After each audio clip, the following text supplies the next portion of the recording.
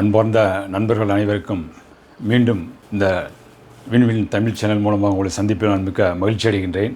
ஏற்கனவே நாம் ஒரு 124க்கான அந்த ஓய்வூதிய பென்ஷன் கணக்கு பார்ப்பதற்கு சில குறிப்புகளை நாம் பார்த்தோம்.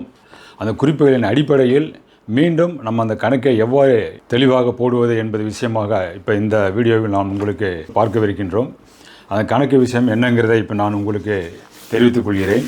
அவற்றை நீங்கள் கவனித்து வாருங்கள். ஏதாவது சந்தேகம் இருந்தால் உங்களுடைய அந்த கமெண்ட் பாக்ஸில் தெரிவிக்கும் பட்சத்தில் அதற்கான விளக்கங்களை நாங்கள் உங்களுக்கு தெரிவிக்க விரும்புகின்றோம். இந்த வீடியோவில் நான் பார்க்க இருப்பது கடந்த தேர்வுகளில் கேட்கப்பட்ட ஒரு கேள்வி.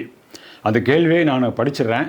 படித்ததுக்கு பின்பு அவற்றை அந்த இப்போ எத்தனை படிநிலைகளில் அந்த கணக்கை நாம் போட வேண்டும் என்பது விஷயமாக நாம் இப்போது இந்த கணக்கில் பார்ப்போம். அந்த கணக்கை இப்போது நான் வாசிக்கின்றேன். ஒரு உதவி இயக்குனரின் கீழ்கண்ட விவரங்களின் அடிப்படையில் தகுதியான பணிக்காலம், ஓய்வூதியம் மற்றும் பணிக்கொடையை கணக்கிடவும்.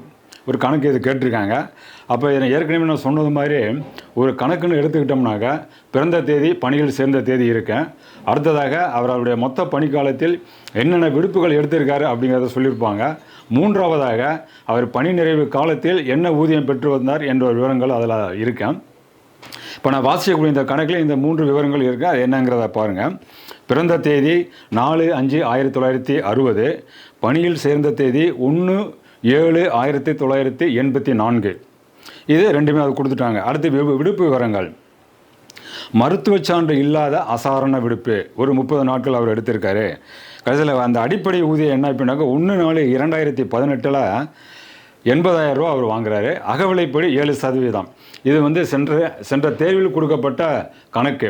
இந்த கணக்கை நம்ம என்னென்ன படிநிலைகளில் போடுறோம் அப்படின்னாக்கா, முதலாவதாக அவருடைய மொத்த பணிக்காலத்தை நாம் கண்டறியணும். இரண்டாவது நிகர பணிக்காலம், தகுதியற்ற பணிக்காலத்தை கழித்து விட்டு வரக்கூடியது நிகர பணிக்காலம். அதற்கு பின்பு கூட்டு சராசரி என்று சொல்லக்கூடிய ஆவரேஜ் எம்பால்மெண்ட்ஸ், 10 மாத ஊதியத்தை அவருடைய பணி ஓய்வு மாதத்தில் 10 மாத சம்பளத்தை கூட்டி அதை 10ஆல் வகுத்து வரக்கூடியது உங்களுக்கு கூட்டு சராசரி ஆவரேஜ் எம்பால்மெண்ட்ஸ். அதை நம்ம கண்டுபிடிக்கணும். அடுத்ததாக உங்களுக்கு பே லாஸ்ட் ஆன் எல்பிடி, பென்ஷனுக்கு கிராஜுவேட்டிக்கு என்னென்ன இப்போ நம்ம எடுத்துக்கிறோம் அப்படிங்கிறத பார்த்து முடிச்சுட்டு அதற்கு பின்பு நம்ம என்ன செய்கிறோம்னாக்கா பென்ஷன் ஒர்க் அவுட் பண்ணுறோம். ஃபேமிலி பென்ஷன், குடும்ப ஓய்வூதியம் ஒர்க் அவுட் பண்ணுறோம். குடும்ப ஓய்வூதியங்கிறது உங்களுக்கு 2 வகை இருக்குது. என்ஹான்ஸ்டு ஃபேமிலி பென்ஷன், உயர்த்தப்பட்ட குடும்ப ஊதியம். அடுத்த நார்மல் ஃபேமிலி பென்ஷன், இயல்பான குடும்ப ஊதியம், 2 வகை இருக்குது. அதற்கு பின்பு பணிக்கொடை என்று சொல்லக்கூடிய கிராஜுவிட்டி. அடுத்ததாக உங்களுக்கு கம்யூட்டேட் வேல்யூ பென்ஷன், ஓய்வூதிய மாற்றீட்டு தொகை. கடைசியாக ரெடியூஸ்டு பென்ஷன். இந்த படிநிலைகளை நாம் எப்படி போடுவது என்பது இப்போது நாம் பார்ப்போம். நண்பர்கள், இப்போ ஏற்கனவே 9 ஒரு ஓய்வூதியம் கணக்கிடுவதற்கு ஒரு 9 படிநிலைகளை இப்போ நான் ஏற்கனவே சொல்லியிருந்தேன். அது முதலாவது படிநிலையாக அந்த மொத்த பணிக்காலத்தையும் நாம் எவ்வாறு கணக்கிடுவது அப்படிங்கிறத நம்ம பார்ப்போம். இந்த கணக்கை பொறுத்தளவு என்ன அப்படின்னாக்கா, இப்போ ஏற்கனவே ரிட்டையர்மெண்ட் ஏஜ் 60 வயசு கொண்டு வந்துட்டாங்க. ஆனால் இந்த கணக்கு 58 வயது ஓய்வு பெறக்கூடியவரா, 60 வயது ஓய்வு பெறக்கூடியவரா என்ற விவரங்கள் இதில் சொல்லலை. எனக்கு 58 வயசில் ஓய்வு பெறக்கூடியவங்களுக்கு 8.371 உங்களுக்கு சிவிபி ஒரு அட்டவணை கொடுத்துருப்பாங்க. 60 வயதில் ஓய்வு பெறக்கூடியவங்களுக்கு 8.194. ஆனால் இந்த சிவிபிக்கான அட்டவணை கணக்கில் கொடுக்கல அப்படிங்கிறதுனால இது 58 வயசா 60 வயசாங்கிறத நம்ம கண்டுபிடிக்க முடியாது. அப்போ இந்த பிறந்த தேதி கொடுத்துருக்காங்க, வேலை சேர்ந்த தேதி. ஆனால் இந்த பிறந்த தேதியை வைத்து நம்ம அந்த பணி ஓய்வூதியத்தை கண்டுபிடிக்கணும் அப்படின்னா அதில் 58, 60 கூட்டினா தான் பணி ஓய்வூதியத்தை நம்ம கண்டுபிடிக்க முடியும். அப்போ இந்த கணக்கை பொறுத்தவரை நம்ம 58 வயதை கூட்டுவதா 60 வயதை கூட்டுவதா என்ற ஒரு சந்தேகம் நமக்கு இருக்குது. அந்த சந்தேகத்தை நம்ம எப்படி தெளிவுபடுத்திக்கிறோம் அப்படின்னாக்கா 2/5/1962 2/5/1962 பிறந்த தேதி அதற்கு பின்பு இருந்தால், அந்த தேதியிலிருந்து பின்பு ஒரு தேதி கொடுக்கப்பட்டால் அது 60 வயதை நாம் கூட்ட வேண்டும் பிறந்த தேதியிலிருந்து. ஆனால் 2/5/1962 முன்பு உள்ள ஒரு தேதி இருந்ததுனாக்கா நம்ம 58 வயதை நம்ம கூட்ட வேண்டாம். அப்போ இந்த கணக்கில் என்ன சொல்லியிருக்காங்க, பிறந்த தேதி 4/5/1960. இப்போ 4/5/1960 அப்படிங்கும் பொழுது 58 வயதை நாம் கூட்டிக் கொள்ள வேண்டும். முதல் ஸ்டெப்பாக நம்ம என்னங்கிறத இப்போ நம்ம பார்ப்போம். கணக்கு நான் ஒர்க் அவுட் பண்ணுறேன் பாருங்கள். முதல் படிநிலையாக அந்த பிறந்த தேதியை வைத்து நம்ம அவருடைய டேட் ஆஃப் ரிட்டையர்மெண்ட்டை நம்ம கண்டுபிடிக்கணும். பிறந்த தேதி என்ன சொல்லிடுவோம், 4/5/1960. Date of birth 4/5/1960. 4/5/1960. இப்போ இந்த கணக்கின்படி நம்ம வந்து இவர் 58 வயது ரிட்டையர்மெண்ட் அப்படிங்கிறத நம்ம கண்டுபிடிச்சிட்டோம். அப்போ அந்த டேட் ஆஃப் பர்த்தில் 58 நாம் கூட்ட வேண்டும். ஏட் 00058. 58 போட்ட மூலம் என்ன செய்யணும்னா நேரடியாக நம்ம அவருடைய ரிட்டையர்மெண்ட் தேதியாக கண்டுபிடிக்க வேண்டிய அவசியம் இல்லை. 58 வயது அவருக்கு எப்போ முடியுது அப்படிங்கிறத பார்க்கணும். ஏன் பார்க்குற அப்படின்னா 1ஆம் தேதி அவருடைய பிறந்த தேதி வந்ததுனாக்கா ப்ரீவியஸ் மந்த்துக்கு அவர் ரிட்டையர்மெண்ட்டுக்கு போயிடுறாரு. அதனால் அவரோட டேட்டா மெச்சூரிட்டி என்னங்கிறத நம்ம பார்க்கணும். மெச்சூரிட்டினா 58 வயது எப்போ முடியுது அப்படிங்கிறத நம்ம பார்ப்போம். டேட் ஆஃப் மெச்சூரிட்டி எப்போயுமே பிறந்த தேதி அன்று அடுத்த வயது ஸ்டார்ட் ஆகுது. அதற்கு முன்பு தான் அந்த தேதி பிறந்த தேதிக்கு முந்தைய தேதி தான் அவருக்கு அந்த 58 வயது முடியுது. அப்போ நம்ம என்ன செய்யணும்னா 3/5/2018 3/5/2018 டேட்டா மெச்சூரிட்டி அவருக்கு 58 வயது முடியக்கூடிய தேதி. அப்போ அவருடைய டேட் ஆஃப் ரிட்டையர்மெண்ட் எப்போ வருதுனாக்கா 3ஆம் தேதி அவர் 58 வயது முடிந்திருந்தாலும் கூட அந்த மாதத்தின் கடைசி வரை அவர் பணிபுரிவதற்காக அரசு அனுமதிக்கிறது. அப்போ டேட் ஆஃப் ரிட்டையர்மெண்ட் என்ன வரும் அப்படின்னாக்கா மே மாதத்துக்கு 31 நாள் 31/5/2018. Date of retirement 31/5/2018. அப்போ அவருடைய ரிட்டையர்மெண்ட் டேட்டு 31/5/2018ங்கிறத நம்ம கண்டுபிடிச்சிட்டோம்.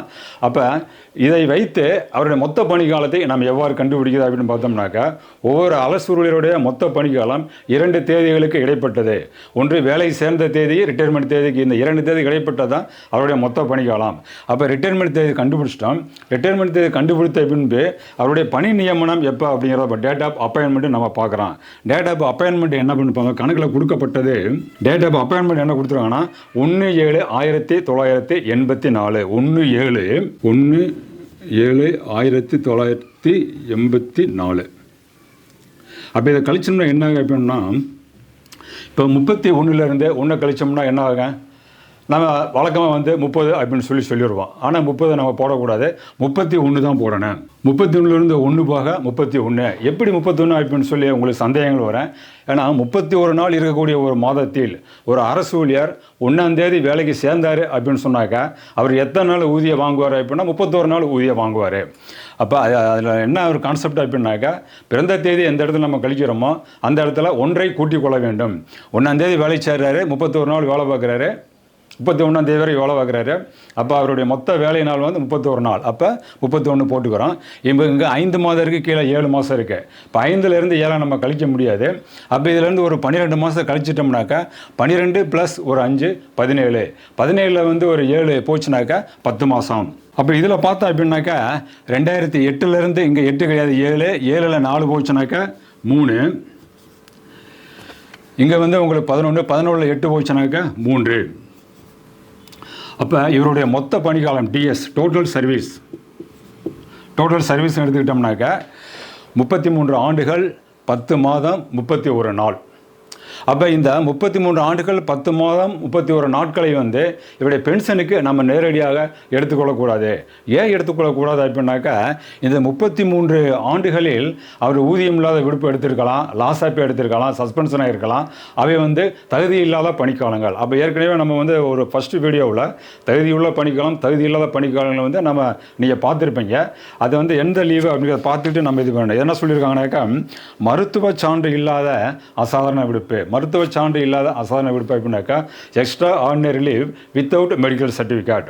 எக்ஸ்ட்ரா ஆர்டினரி லீவ் அப்படின்னால லீவ் ஆன் லாஸ் ஆஃப்னால 2 ஒன்று தான். கணக்கின்படி இந்த அரசு ஊழியர் என்ன எடுத்திருக்காரு அப்படின்னாக்கா extraordinary leave without medical certificate மருத்துவ சான்று இல்லாத லீவ் எடுத்திருக்காரு. அது extraordinary leave on loss of அசாதாரண விடுப்பு இவர்கள் எல்லாமே ஒன்று தான். இப்போ என்ன லீவ் எடுத்திருக்காரு அப்படின்னாக்கா ஒரு 30 நாள் எடுத்திருக்காரு. இஓஎல் வித்தவுட் மெடிக்கல் சர்டிஃபிகேட் ஒரு 30 நாள் எடுத்திருக்காரு. அது தகுதி இல்லாத பணிக்காலத்தில் வரும். அவற்றை இந்த 33 ஆண்டுகள்லேருந்து நம்ம கழிச்சிடணும். அது என்னங்கிறத இப்போ நம்ம பார்ப்போம். லெஃப்ட் சைடு நான் குவாலிஃபையிங் சர்வீஸ் நீங்கள் போட்டுக்கோங்க.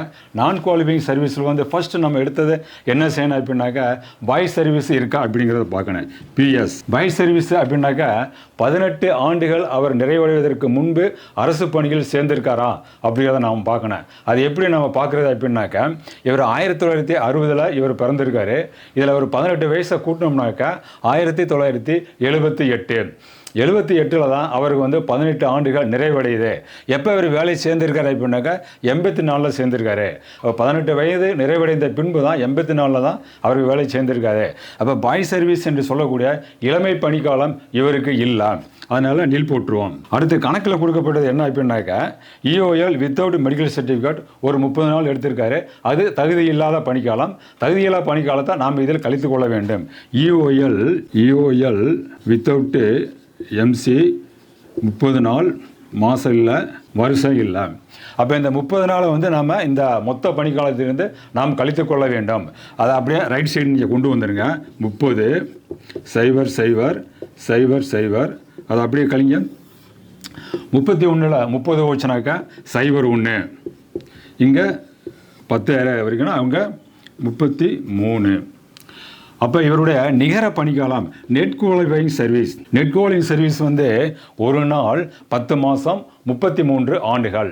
அப்போ இந்த 33 ஆண்டுகள் 10 மாதம் நம்ம என்ன செய்யணும் அப்படின்னாக்கா பென்ஷனுடைய ஃபார்முலா படி முழு ஆண்டுகளை அரை ஆண்டுகளாக நாம் மாற்றி வைத்துக் கொள்ள வேண்டும். Converted to half years. அப்போ ஆனால் 33 ஆண்டுகளுக்கு வந்து எத்தனை அரை ஆண்டுகள் இருக்குது அப்படின்னாக்கா 66 அரையாண்டுகள் இருக்குது. அந்த 33 முழு ஆண்டுகளில் 66 அரையாண்டுகள் இருக்குது. அடுத்ததாக 10 மாதம், 10 மாதத்தில் ஒரு 6 மாதம் இருக்குது, ஒரு அரையாண்டு கூட்டல் 1. அப்போ மிச்சம் வந்து 4 மாதம் ஒரு நாள் இருக்குது. அந்த 4 மாதத்தை வந்து நம்ம அரையாண்டுகளாக வந்து எடுத்துக்கிறலாமா அப்படின்னாக்கா 6 மாதம் இல்லை. 6 மாதத்தை வந்து நம்ம எப்படி அரையாண்டுகளாக எடுத்துக்கொள்ள முடியும்? ஆனால் பென்ஷன் ரூல்ஸில் என்ன சொல்கிறாங்க அப்படின்னாக்கா 3 மாதம் இருந்தாலே ஒரு அரையாண்டுகளாக எடுத்துக்கிற சொல்கிறாங்க. இது 10 மாதத்திற்கு பதிலாக 9 மாதங்கள் இருந்தாலே 2 அரையாண்டுகள். இப்போ 4 மாதம் இருக்குது, 6 மாதத்துக்கு ஒரு அரையாண்டு, மீதமுள்ள ஒரு 4 மாதத்திற்கு வந்து ஒரு அரையாண்டை நம்ம எடுத்துக்கிட்டோம்னா உங்களுக்கு 66, 67, 68 HY. இது ஒரு முதல் படிநிலை. அப்போ 68 அரையாண்டுகள் நம்ம எடுத்து முடிச்சிட்டோம்.